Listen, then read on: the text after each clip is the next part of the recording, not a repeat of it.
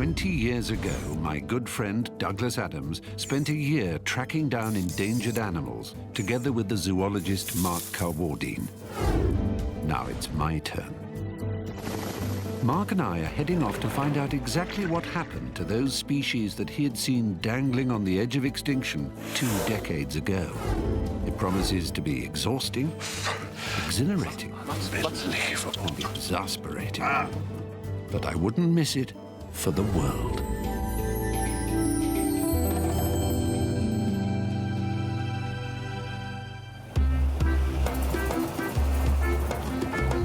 Having completed our expedition through Uganda and Kenya in search of rhinos, Mark and I have stepped off the beaten path, travelling directly to Madagascar.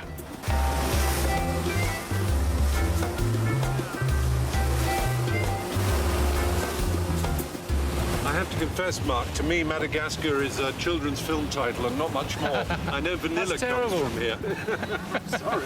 So tell me what there is that excites you about the place, because you've been bubbling about this for weeks. Well, the thing is, if you're into wildlife, this is probably the most exciting place in the world to come, because most of the animals and plants here are found nowhere else.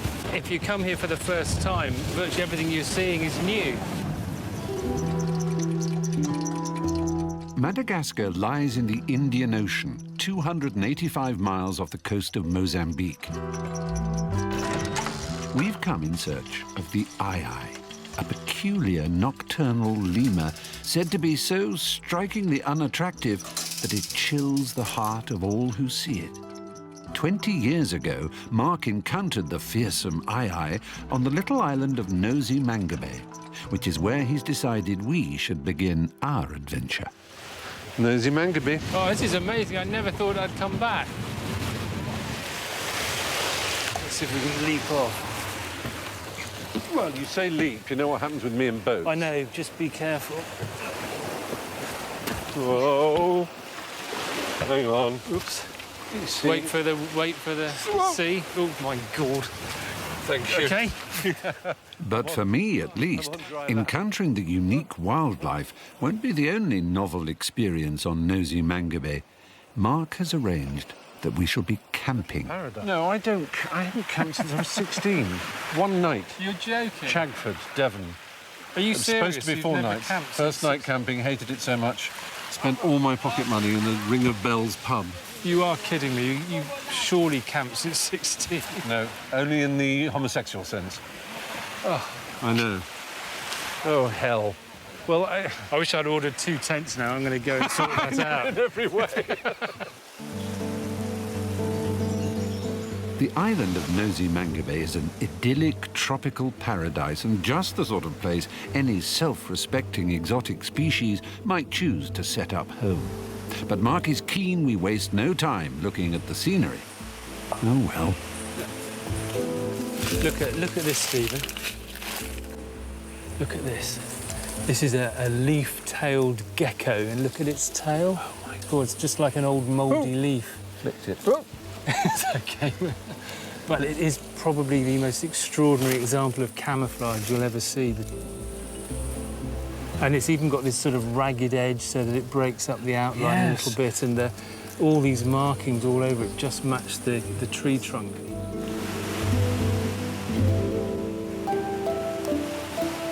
This one's a panther chameleon. Even before our search for wildlife has properly begun, it seems to be finding us at every turn. They're wonderful creatures, aren't they? Fantastic. Do their eyes kind of go 360 degrees? They seem to go in any direction. They swivel up and down. They do. They're independent as well. They can do 2 things. They can either look at and focus on 2 things at once, or they can put them both in front and then get binocular vision like Is we that to have. hone in on exactly on an insect with their tongue, is it? Yes. For Mark, this island is also special for another reason. It was right here, way back in 1985, that the idea for Last Chance to Sea began. Now, as a matter of fact, Mark, I've gone to a great deal of trouble on this long, long journey for bringing this with me. Wow, what's See if this means anything to you. Oh, my goodness. Do you know what it is? I recognise it. Douglas Adams pursues one of the world's rarest animals. I haven't seen this for years and years and years. This was your first, was it? Yeah, what happened was Douglas and I came here to Nosa Mangabey, landed on this very beach in 1985 to look for the eye. And the idea was Douglas was going to write an article for The Observer. Yeah. And the whole point was, because he had never had any involvement in wildlife or conservation, he'd look at it from a different point of view and hopefully add a whole new dimension to the story. And we spent a few nights here, and we sat on a rock or on the edge of a hut we were staying in on the last day, and talking about how much we'd enjoyed the whole experience and so on. And I remember Douglas said, well, why don't we do more? And we did. It took us 3 years to get our act together. But then we started travelling and, looking for more endangered species. So where we are now is where it all began. Let's have a look. I've lost my copy. That's great. Let's see it. Here we are. And we had the most amazing experience. Douglas and I went out with our torches 50 yards from the hut. We saw an eye. Oh, my And we got an Alan, the photographer, got this picture. We went running back. It was only like 5 seconds. And it was the first time one had been seen in the wild for years and years. Mark has long harboured an ambition to get his own photograph of an eye in the wild. He's determined not to leave Madagascar without it. We're going to hunt in the exact spot where Mark found his eye. So long as it hasn't moved in the intervening 20 years, our encounter is virtually guaranteed.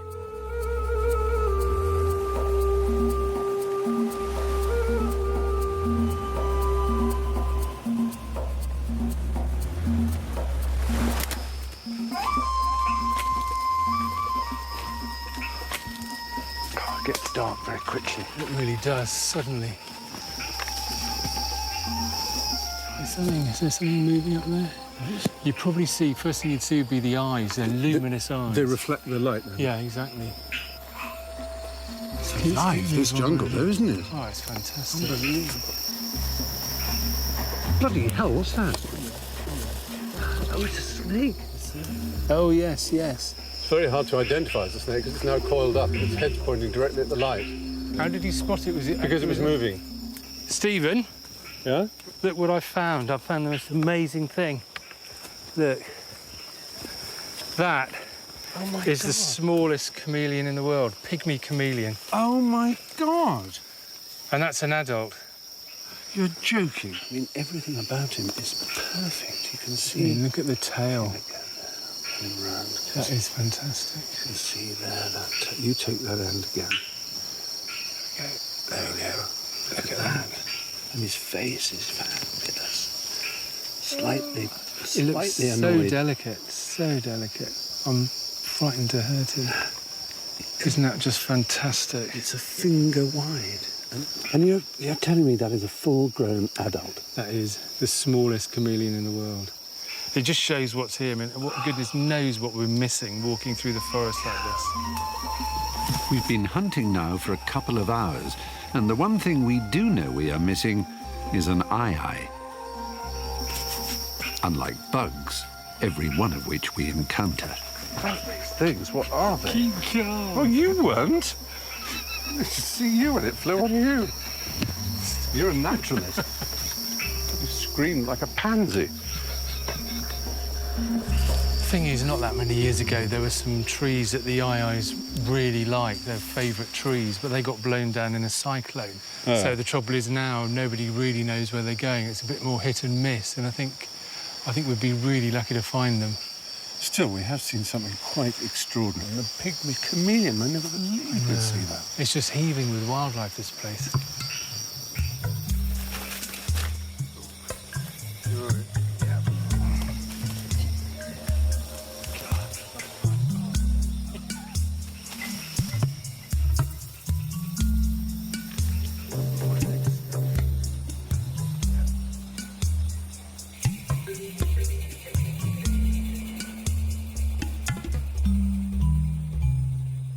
Oh, God, I hate camping.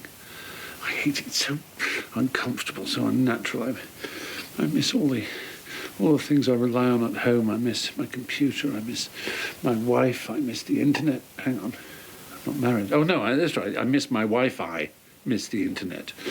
The Wi-Fi, oh, Wi-Fi. If only out here, Wi-Fi, Wi-Fi.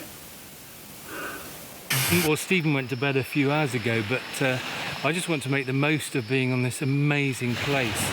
If you had to be cast away on a desert island, this would be the one to choose. It's absolutely heaving with wildlife, thick forest. It's like a microcosm of how Madagascar used to be. I could stay here for months, actually. There's so much to explore and so much to see. It's absolutely brilliant.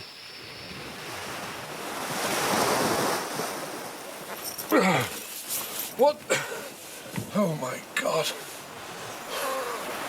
Well, I slept in patches and snatches. I slept the sea to one side of me and the noisiest jungle in the world to the other.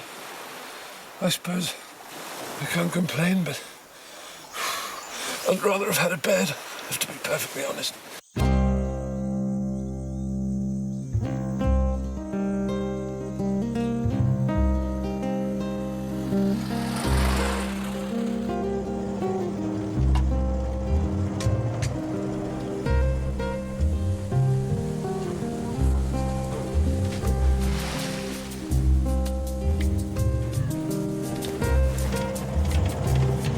Having failed to make an early encounter with the world's ugliest lemur, Mark is not downhearted.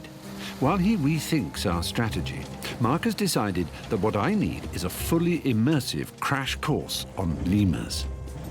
He's taking us 300 miles to the far south of Madagascar.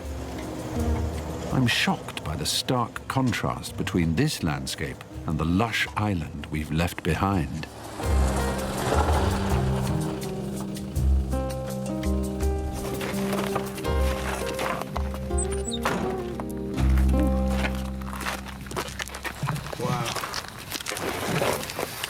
Well, let's have a look.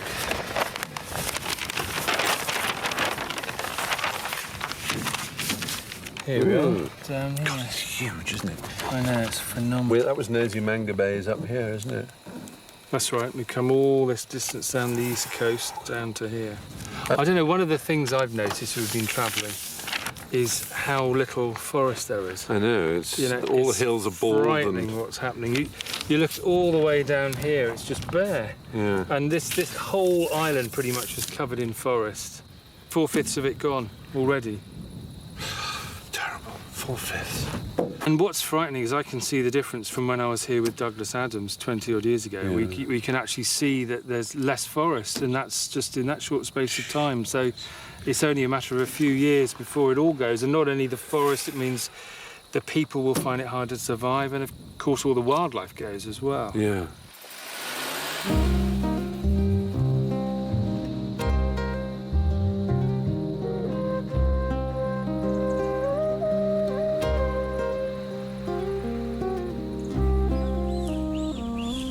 We've come to Berenti, a preserved island of forest in the sprawling desert.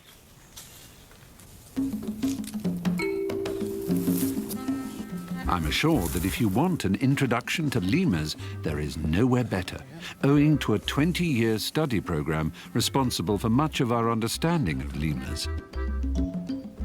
Josiah Razafindramanana and Raymond Saramanana are the latest researchers to contribute to the program.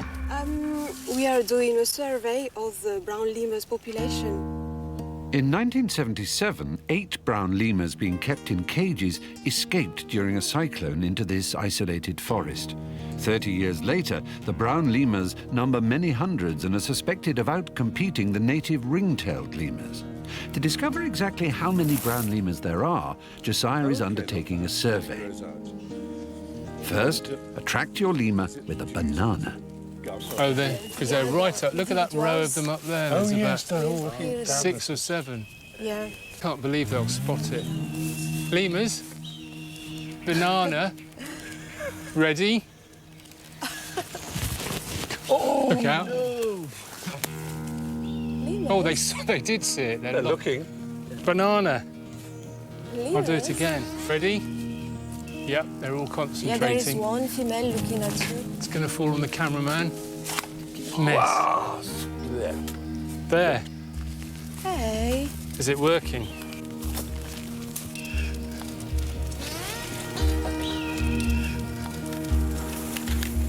Okay. They're getting interested. Okay. They definitely know there's... Oh, look. So I just gradually ease them in. Next, each surveyed lemur must be expertly marked with a harmless purple dye. And as the dye must be shot from a syringe, this is the part that requires someone with extreme skill and precision. Yeah. Excellent. Are you ready, Stephen? Yep. Hey. Just Floyd and then Here. Yes, yes, yes. Ready?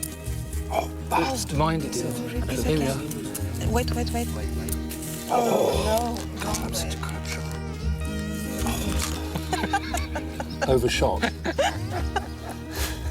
Let me tell you when you have to Okay, now you can't miss. It's from 3 feet away. This is going to be...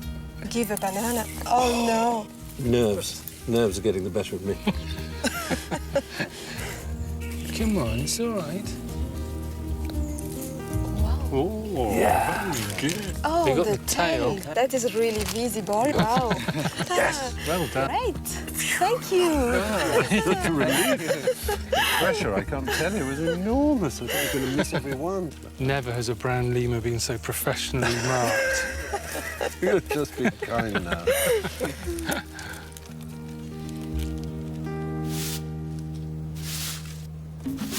The following morning, Mark's ready to get to work on my lemur learning. Though there have been no reported sightings of aye-ayes in Parenti, the ongoing research has ensured a healthy population of various different species of lemur, more than happy to be pointed at and talked about. It's a shifrock. It's a dancing shifak. Look at that. Funny animal. Like the elusive aye-aye, the dancing shifak are one of almost 100 species of lemur. Yeah, oh, wow. Oh, my Lord. That's fantastic. That's extraordinary. That's fantastic. What a sight. Oh. That's That brilliant. is brilliant. Absolutely brilliant. I love it. There's nothing else quite like it, is there? It's extraordinary. Starting with the basics, Mark is keen to establish that all species of lemur live here and only here on Madagascar. And while distantly related, they are not, under any circumstances, monkeys. But they are primates. These are, well, it's complicated, but a primate is surely what we are, isn't it? Yeah, they're primates like us. What happened was when Madagascar split away from Africa, from Gondwanaland, the big supercontinent, which was about 160 million years ago, there were no primates here at all. And what they reckon happened is the ancestors of these guys rafted out across the Mozambique Channel. You know, you get these floating mats of vegetation sometimes. Well, the theory is that there were some of the ancestors, early primates, that got on one of these rafts and made it to Madagascar, amazingly. And then, of course, because Madagascar's cut off, they have evolved separately. So they've evolved into lemurs here, whereas on the mainland of Africa, they evolved into monkeys and apes and so on. And into humans. And into humans, of course, yeah. So they're all primates, but they've evolved separately over all those millions of years. Because the other thing that makes lemurs so interesting is that is female dominance, and it's very unusual in the mammal world, where not just do you have female leaders, but the females are boss. How interesting. And it's actually the females that defend the territory as well. They have a hilarious way of doing it. When they meet other groups, in the ring-tailed lemurs, see that one just leap up on the tree. Oh, yeah. They outstare one another. It's So I had an when ex-girlfriend who did that. It's really frightening.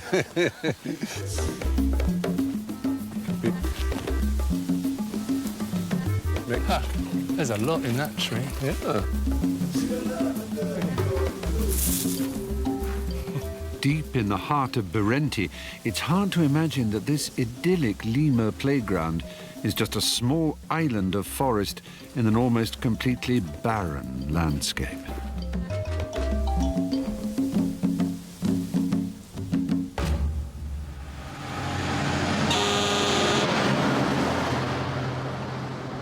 The trees that once covered these surrounding plains have now been cut down to be replaced by this commercial crop, sisal.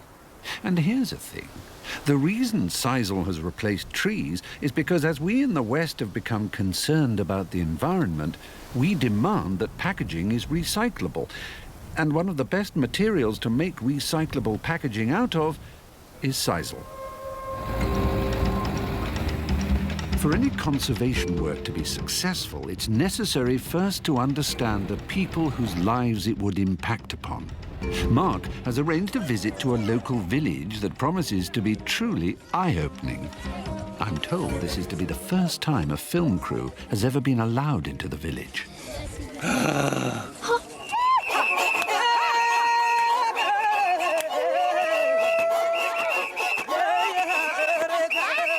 We've arrived in the middle of a traditional healing ceremony. This is a country, I'm learning, in which tradition is very much a part of modern life.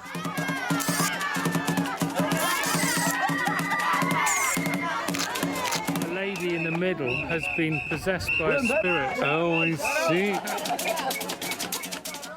In Malgache culture, nature is central to life. Nature is responsible for protecting, sustaining, and healing. She looks all right. She looks like she's doing quite well. Yeah, she's lasting well. Maybe it's working. For longer than anyone can remember, it's been said that nature is an endless resource. The forests and the wildlife are there to be exploited and will always be replenished.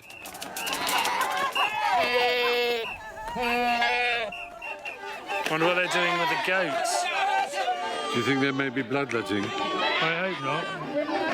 I can't help feeling sorry for them.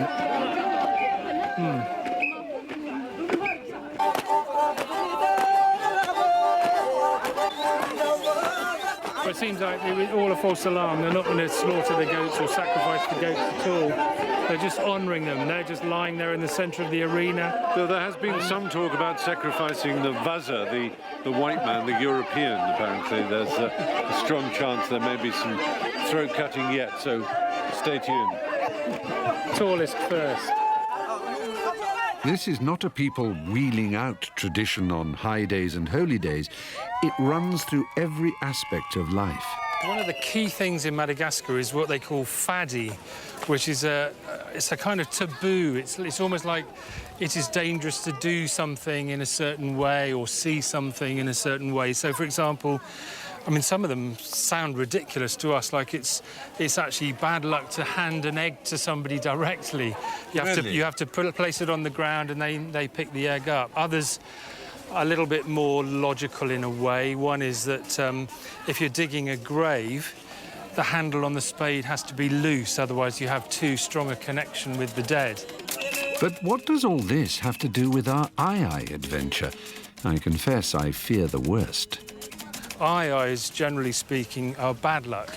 If you see an aye-aye and it points at you with its middle finger, then it means you're going to die. And it's so extreme. So they're animals of ill omen, essentially. Exactly, and then they get killed as a result. They kill the... Yeah, and the feeling's so strong. I mean, there's one story of an aye-aye that walked into a village, and the villagers saw it, and they actually moved the entire village as a result, so it didn't bring bad luck. And this persisted right into the 21st century? Yeah, it still exists all over Madagascar.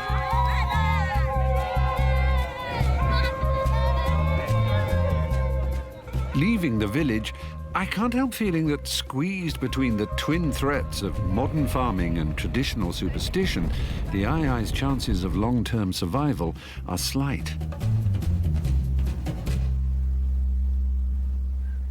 OK, I'm going to have a little bit of a moan because we're all tired and ill. We've travelled thousands of miles and we've all had stomach upsets. The cameraman's been on the loo non-stop for the last 3 days. We're all getting a bit tired and grumpy. I mean, my God, look at the bags under my eyes. I don't know where on earth they've come from. This shirt's about 4 days old and it's not nice. But anyway, mustn't grumble. With the whole team thoroughly dosed up against the worst Madagascar can throw at us, we elect for a day off in the capital city of Antananarivo. The only problem is that between us and the city lie some of the worst roads in Madagascar. With stomachs churning and buttocks clenched, never have aye hunters more wished that a journey might be smooth and unhindered.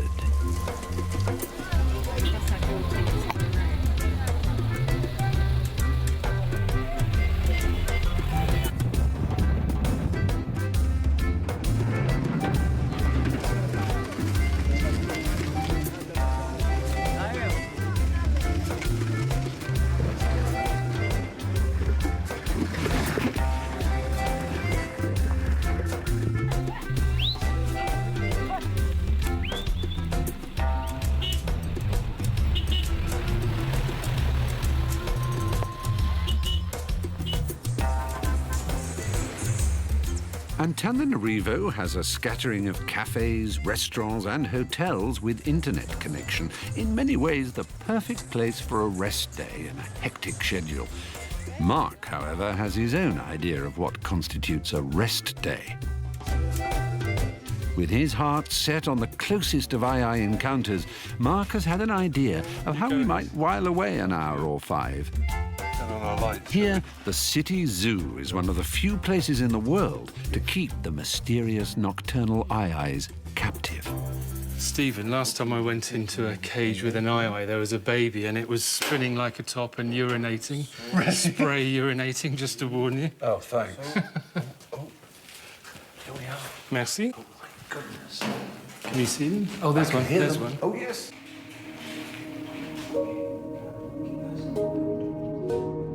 Let's just shut the door. That would be a disaster, wouldn't it? Oh, Lord, they're extraordinary. What? It's like sort of... They look, either he's very old, or do they naturally have those grey hairs in their coat? They do. They're natural, and they're very shaggy coats. They always look unkempt, don't they? There's nothing else like them. Completely peculiar. I must confess the aye-aye is not an animal I was ever going to fall in love with at first sight, and it's not hard to see how it gained its fearsome reputation. Saw its reflection. He sniffed the camera and tapped the camera lens with his twiggy finger. Just checking it out. Sniffing. It's so inquisitive. It's lovely. Gosh, that looks terrific. Okay. That's amazing. And look at this one. Hello. Gosh, you're inquisitive, aren't you? Aren't you? My goodness. That was brilliant. I know what you mean. Close up, actually. They're Scary. There's something charming about them. You can just see the finger there. Can you see that long middle finger? Yes. It is just like a twig, isn't it? And Yeah, it's unbelievable. And what's it for? well, it's for feeding. What the aye-aye is doing in Madagascar is basically filling the niche of a woodpecker, believe it or not. Well, there are no woodpeckers. There are no woodpeckers here at all. So what it does, it goes along the branches like this. Yeah. And it taps with its middle finger anywhere along a branch or a tree trunk where it might be hollow. Right. And listens with that amazing ear. What they're listening for is hollow bits in the wood and grubs moving around. Escaping or rushing And it's around. called percussive foraging. I think it's a great name. Oh, how brilliant. And then when they hear something moving, they use those amazing incisors and gnaw away a hole, just like a woodpecker tapping.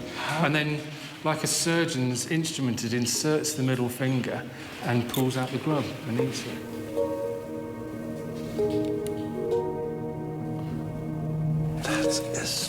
Uses that finger for everything, doesn't It really does.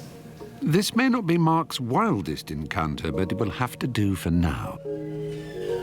That is brilliant. One extraordinary animal. the characters. Come on. Eggs. Where are you? There they're looking. Look, look, look. That's an egg. Look, look, there's an egg. Get your egg. Oh, I didn't want it. I'm not so keen on the eggs. It's egg. Well, if you're not going to have your breakfast egg, you can have some fruit. Thanks. I just trod on the egg. Oh, no. How embarrassing. I'm so sorry. I just trod on the egg. Stephen. Oh, dear. Oh, I didn't want it anyway. Where's the honey?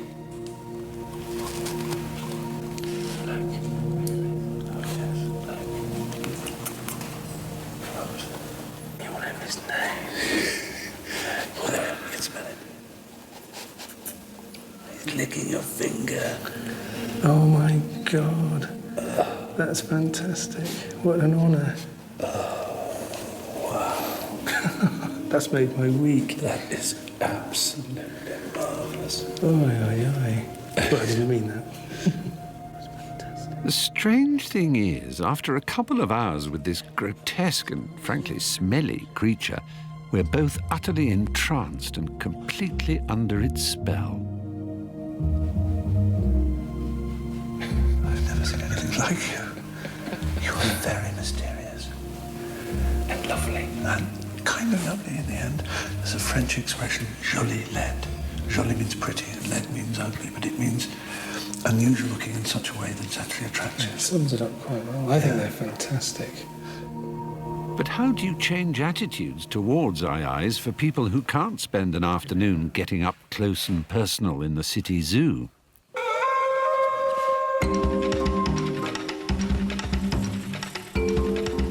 We're heading to one project that's trying to reshape deeply entrenched attitudes to an entire forest.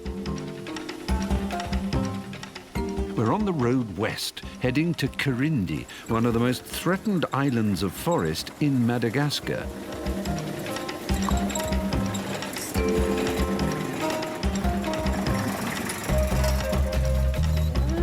All around us on the journey, the landscape is littered with strange and wonderful peculiarities. But perhaps the strangest and most wonderful, 10 miles from the nearest town, is an orange fridge. Fridge. Bonsoir. Right? Oh, yeah. Oh, they're definitely It's not bad, is it? Classico cola, no less. Perfecto. Merci beaucoup. Merci à vous. À votre santé. This is an entrepreneurial response to one of Madagascar's most famous sites, known locally as Baobab Alley. If baobab trees are your thing, this is where you need to come. They almost look upside down or something. There's something so Well, wrong. there's a great story that God gave each animal one tree to plant, and the hyena got the baobab and planted it upside down. Oh, there you are, you see. They look like giant Chianti bottles to me with bad hair days.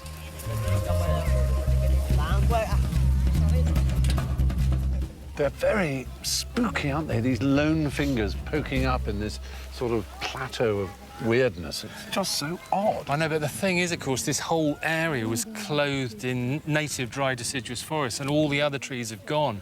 So all that's left of that are these few baobabs. Because a baobab wood isn't very good for building, and it doesn't burn very well, so it's not very good for firewood. So people just leave the baobabs alone, and they've taken the rest. And this whole region was covered in the kind of forest we're heading for now. That's why they look so lonely and strange. They do. Baobabs. Not so much the proud sentinels of a barren landscape as the last survivors of a mighty forest. It's evidence that this was, within the life of these few trees, a mighty jungle and home to a cacophony of wildlife.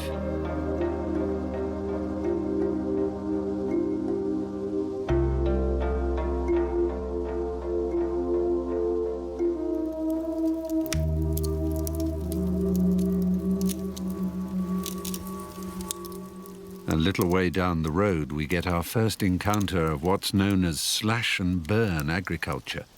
The burning of trees returns nutrients to the ground and, for a single year following, this dust can be farmed before it's abandoned and the farmer moves on. It's a devastating fight for survival, scratched out by some of the poorest farmers in the world.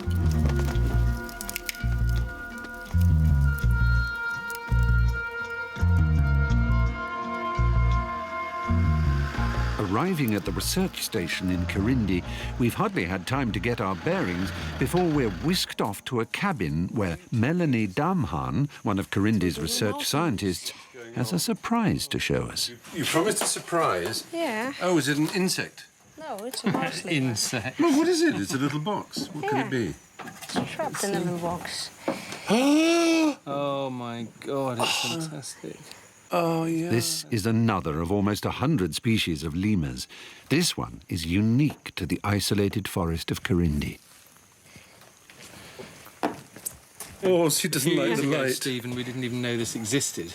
Really? Is this Yeah, a it's recent a new discovery? Yeah, they Discovery. thought it's babies of the other species. So what's it that called again? exist It's in called- Oh, that's right. It's called Madame Bert. Madame Bert's mouse lemur. So it's It is a called mouse after lemur. a Madagascar primatologist. So this is a lemur. In other words, this is a primate. This is the same order as gorillas and human Yeah. beings. It's the That's smallest true. primate in the That's world. the It must smallest. be. I mean, It's I've seen actually bigger small mice. for a mouse. Yeah. So this alone is a good reason for protecting this forest. It needs primary forest. It's only found in Carindi. Yeah. And, you know, it's a very special animal. I mean, it'd be worth protecting it just for these little Yeah. guys. Yeah. Melanie's research involves catching the little-known mouse lemurs for study before releasing them as quickly as possible. Well, Makes it all so more we're going to release important. it into its original place that you found it now, Yeah. are we? Let's bring it home. Is that nearby? Let's do that. It's nearby. Let's bring Okay, it home. great.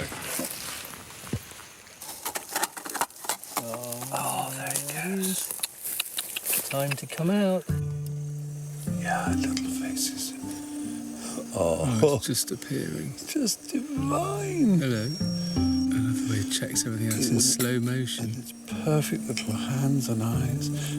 Wow. Oh, my darling. It's so nervous. Not surprised. Hello.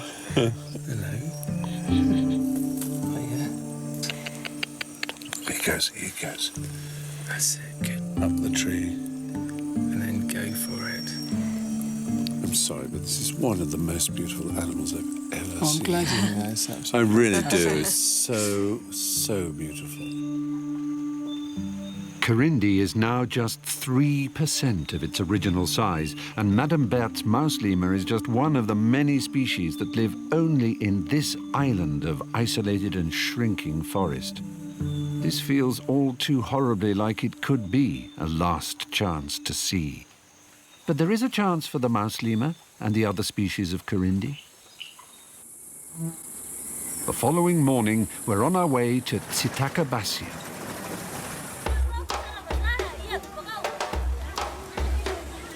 This is one of 10 villages dotted through the forest and literally translates as far from the stars. Tsitakabasia is one of the poorest communities in Madagascar, but the future of the forest rests with these people. We're being brought by Richard Lewis of the Durrell Wildlife Conservation Trust, a man who is bringing very new ideas to a very old way of life. Richard is working with the people of the forest to establish an extraordinary competition. Each forest village has been given a section of forest to conserve. After 1 year, a survey takes place, and the village that's best conserved its piece of forest wins a significant prize. Today is the day of reckoning.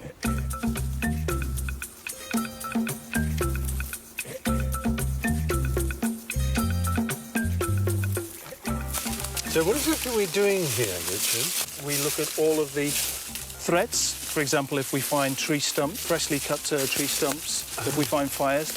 And then the positive side, the biodiversity. If we're looking for birds, for lemurs. When you say we, you mean the The villagers? team. It's a dual team. with you from Durrell. Yeah. The team walk a transect, a straight line chosen at random, marking down all the positive and negative points they encounter along the way. Not an exhaustive survey, but a good indication of the health of the forest. You can't say there are this many animals in the forest, but you can say there are more animals in this forest than there are in another forest, and there are more animals this year than we saw last year. That's the important thing. So you do it every year, same time every year.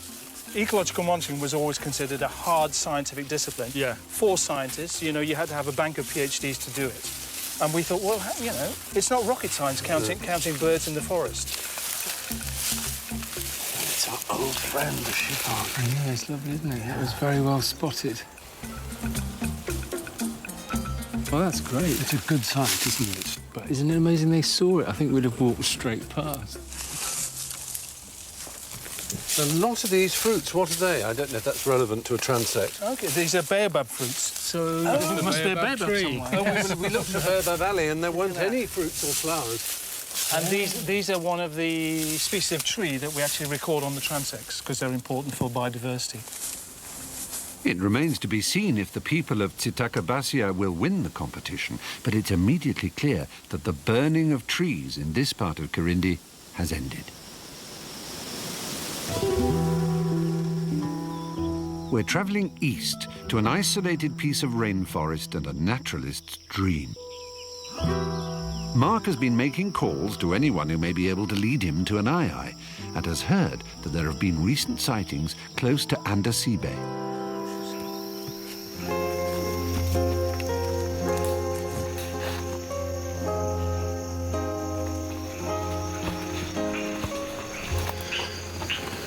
What was that? Yeah, Did you hear something? Hell of a row. What are they? That was black and white ruffed lemurs, different kind of lemur, which really is black and white, amazing animal. They come out in the day, so they're sort of settling down for the night. Oh, so Change of shift when the aye-aye comes out. they're mucking around in the dormitory. But with Mr. Carwardine in charge, there'll be no dormitory for me. Let's be honest, aye-ayes don't make life easy for aye-aye hunters. Not only are they endangered, but they only appear in darkness and then prefer to stay in the tops of trees. And there's another thing. Mark has revealed that they also have the widest range of any lemur, each individual roaming up to 500 acres of dense forest. So, just another 499 3/4 acres for us to search then. Nothing. Absolutely nothing. My torch is going. With another total fiasco under our belts, a new day beckons. Yeah, this is what woke me up this morning. Amazing noise. Mark has arranged for us to meet with Dr. Rainer Dolch and his guide, Joseph. I don't know what it was about Joseph, but something told me we weren't the first team from the BBC that he had led into this forest. This is such a gorgeous forest, isn't it? It's lovely. Absolutely lovely. It's just dripping with life and water, but Yeah. life. Look at all the moss and epiphytes that you have. I know, it's stunning. Paradise wood, really. Rainer is fighting to protect every inch of this ancient fragment of forest, not just for the wide-ranging aye-ayes, but also for another lemur that needs a lot of space, the biggest lemur of all, the mighty Indri. I'm terrified of putting my hand on anything because I've been warned there are leeches in this forest and they hang under leaves and things like that and they drop down on your neck. Yeah, they'll be up your trousers, that's the thing to worry about. Up the trousers? Yeah. Oh, Lord. Are you wearing pants? Oh, dear. The Indri is not just the biggest lemur, but I'm told it's also the loudest. Mark has instructed me to listen out for a cry not unlike whale song. That's it, isn't it fantastic?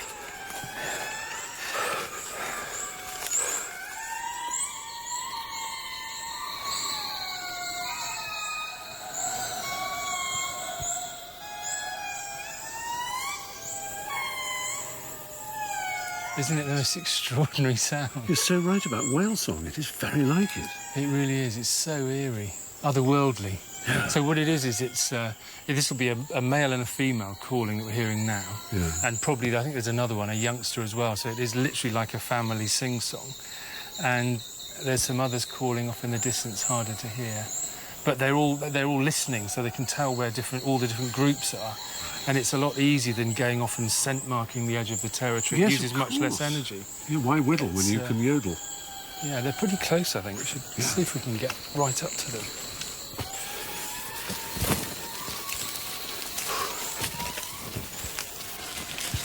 Just look for any sign of movement as they leap. And they're sort of black and white? Yeah, they look a bit like pandas gone wrong. They have the fantastic... That's a Channel 5 documentary, When Pandas Go Wrong. Where are you looking? Oh, no. There. Right on the tree there. Look at that. My heavens. It really is a big lemur, isn't it? It's wonderful. Oh, nice jump. Where'd it go? Just to the left. Oh, yeah. There's a great view of two. Oh, yes. Got them? Oh, Absolutely, I have. look at that.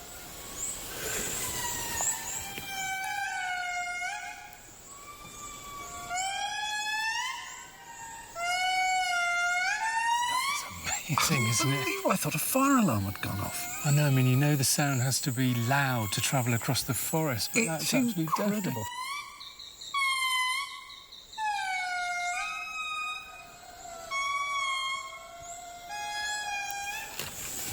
You've been so lucky because, wow, God, that's sharp. That's serrated it is, isn't it? We've been so lucky to see such a range of lemurs. We've got such an insight into what variety there is here, from that tiny mouse lemur to these huge animals. Of course, am I right in thinking that when man first came to Madagascar, there were also really giant lemurs, almost as, bigger than mountain gorillas, really huge ones? Yeah, there was an amazing selection. I mean, I think 15 or 16 species have become extinct already since people arrived. But, you know, when Douglas and I came, I remember there were 21 species of lemur known, and now there's more than 80. And there's probably more still to be discovered. So And that's not because the animals are doing well and there are more of them. It's just really because there's more work being done. They're discovering more. And, you know, what's scary is they're being discovered, new species, and they're immediately going on the endangered list, you know. That's the problem. Yeah. And after all, we mustn't look at people who live in these countries with too sour an eye. I mean, at the time of Shakespeare, you know, there were more bear pits than there were theatres where they were tormenting and torturing bears. You know, we British have been just as stupid and cruel with our animals, and we've just as, you know, made just as much a mess of our woodlands. Well, yeah, and we made all the same mistakes before. Yeah.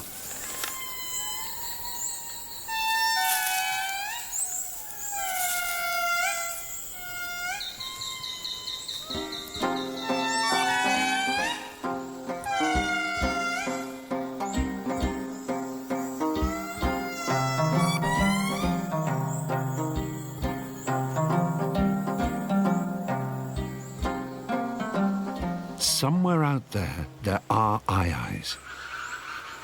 And we're still keen to see them. But encountering the Indri, one can't help but be aware that such big and wide-ranging creatures won't thrive isolated from others in islands of forest hemmed in by paddy fields and farmland. But Reiner Dolch has a solution. Reiner's vision is vast. He is leading a scheme to establish nurseries that will literally reseed the rainforest. So your solution, if I got it right, is to plant corridors of living rainforest or living habitat through which they can pass from one island to another. The real challenge of this big project is to link forest patches via corridors that we restore.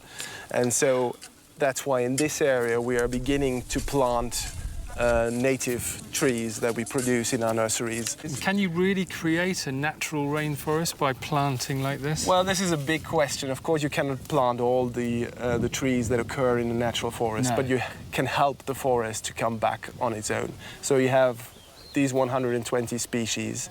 And these are species that we have chosen because they are actually preferred by lemurs and other seed dispersers. How big is this actual corridor that we're Well, seeing in planted this now? particular area, we would have to restore about 3 million trees if you think that you're planting And then 1,000 trees per hectare. If they planted 3,000 trees a day, every single day of the year, that would be slightly over 1 million in 1 year. So they have to do that for 3 years. There you go. That gives you an idea of 3 million And that's trees. one corridor. That's one corridor. This And is it's a not- vast undertaking. And it's not just planting. So actually, restoration of natural forest is more than just digging holes and putting a Yes. tree in it.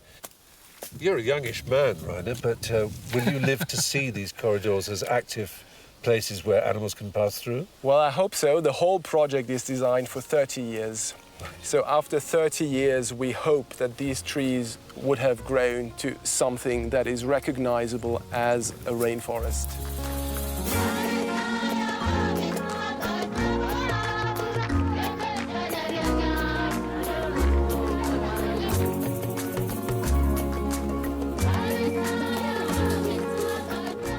We received news from the forest of Karindi, where Durrell was running their competition.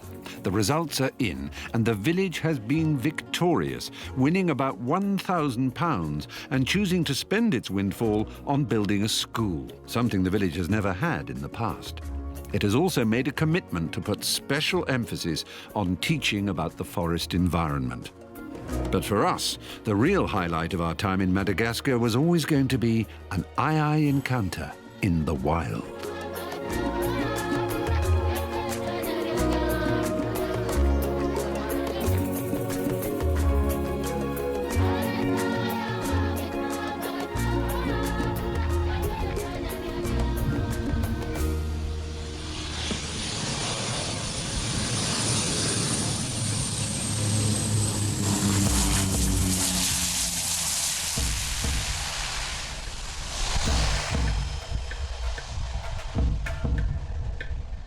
When Mark took a call from Louise Marie, a self-styled aye-aye tracker, claiming to know a tree where aye-ayes had been nesting very recently, we knew we were in with a chance.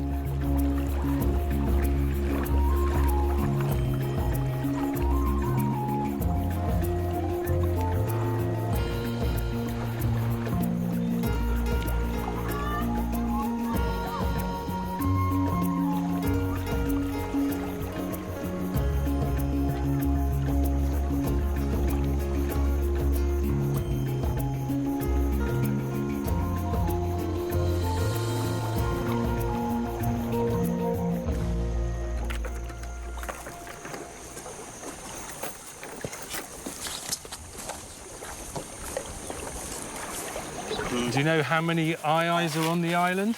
There is 4 aye living. Four. Only 4, but I hope that we are lucky tonight. We'd have to be lucky, my goodness.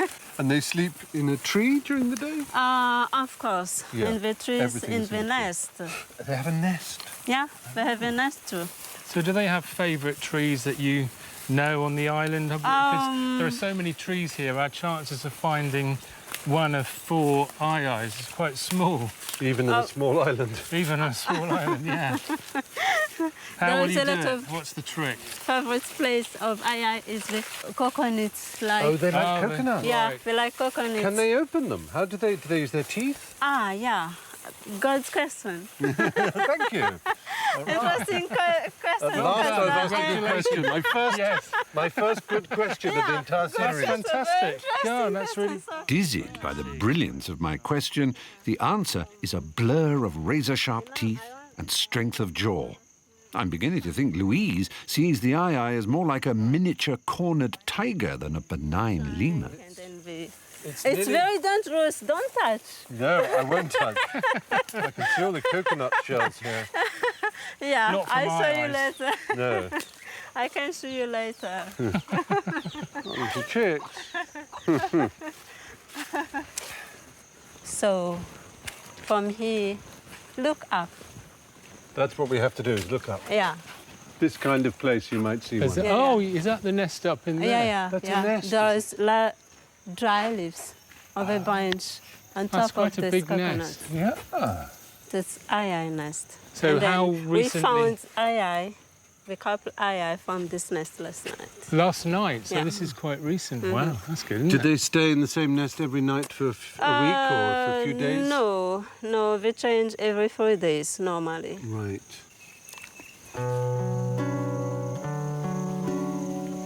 So, all we can do is wait for dark and hope the eye hasn't moved on since last night.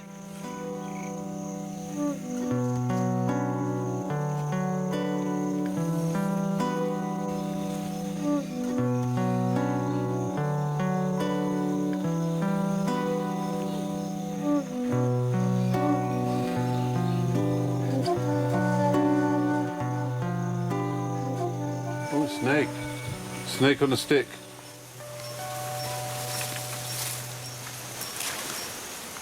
Amazing what they can come up with to pass the time waiting for eyes.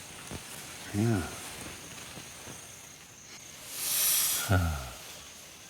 What about this sort of thing you get in the Jungle Book and various other kinds Is this your main source of information? As it should be. Literature is the only access to truth we have on this planet, Mark. You should know that.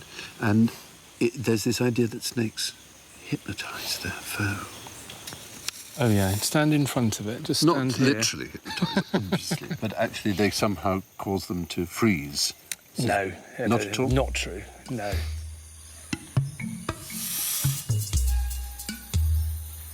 As the sun sinks below the horizon, all eyes are trained on a palm tree that may or may not contain an eye.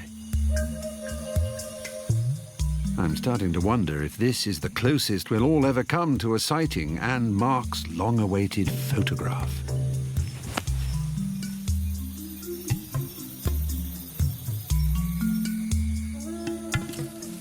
Suddenly, Louise claims to see movement in the branches.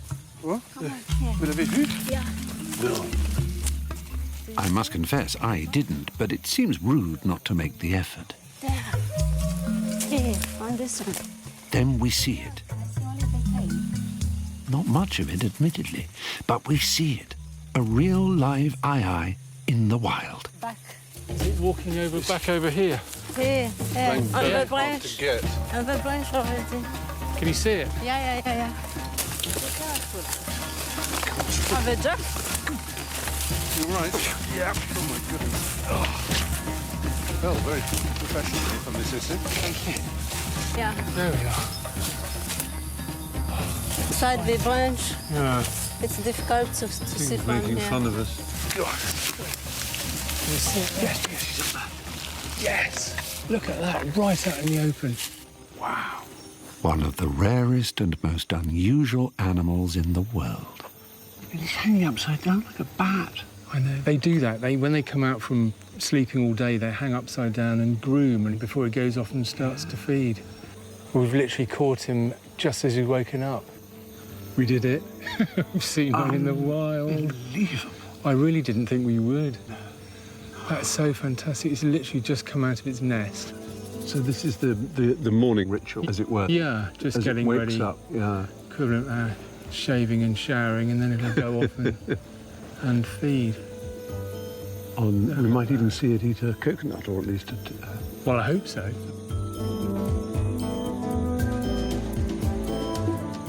Can't believe it. That is so lucky. And then a real surprise we could never have hoped for. There are two. Oh, my. Look at that. That's half the population of this island. It's so lucky. Oh, my goodness. Look, it's tapping the coconut. You see, it's got its middle finger. You can actually see. Yes. And it's tapping the side of the coconut to see how much milk or water is inside there. Yeah. And Oh, that's so clever. if there's enough, it'll actually gnaw a hole and then start getting the He's gone behind. flesh Let's go and the round. milk. Let's go round. Okay. And at last, a chance for the shot Mark has waited for 20 years. Look, it's moving down the frond. Yeah. Oh, yeah. That's it. Come on. Look at that. It's moving again. Damn. That would have been superb. Look, he's got this. He's starting to eat the coconut. It's not looking in the right direction. Come on. Oh, No, that was he rubbish. just turned away. Oh, that's hopeless. Come on. Yes. Did you get it? No. Very coy. Yes, that was it. You can see the fingers. And those bat ears. Aye mission accomplished. Moved off a palm tree and onto one of these. What are these trees? Was it in a lychee tree? Yeah. We've spent 3 weeks on islands. I'm struck that it was this island of Madagascar that allowed such a peculiar creature to evolve in the first place, and it is shrinking islands of forest that threaten to wipe it from the face of the earth forever. The aye may not be the most appealing creature on the planet, but one thing's for sure, there's nothing else anywhere quite like it. Oh, that's incredible. The aye is beguiling, certainly bizarre, for some even a little revolting, and I say, long may it continue being so.